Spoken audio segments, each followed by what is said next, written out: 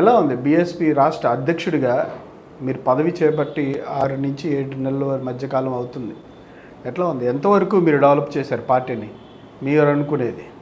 BSP party అంటేనే ఒక challenge sir. అంటే సమాజం అంతా ఒకవైపు వెళ్తుంటే ఆ సమాజాన్ని కంట్రోల్ చేసి అభివృద్ధి వైపు తీసుకెళ్లాల్సి వస్తుంది. అంటే సామాజిక ఆర్థిక అభివృద్ధి వైపు దాన్ని తీసుకోవాల్సి వస్తుంది. కాబట్టి BSP is nothing but challenge work. ఆ ఛాలెంజ్ని సక్సెస్ఫుల్గా కంప్లీట్ చేస్తున్నారా? మీకు ప్రోగ్రెస్ ఏమనిపిస్తుంది? ఎందుకు సక్సెస్ కాలేమండి? ఇప్పుడు సమాజంలో చాలా ఎగ్జాంపుల్స్ ఉన్నాయి.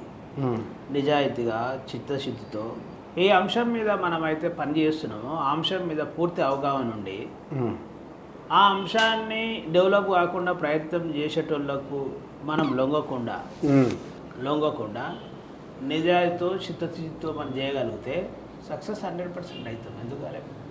చాలా ఎగ్జాంపుల్స్ ఉన్నాయి కదా అట్లా.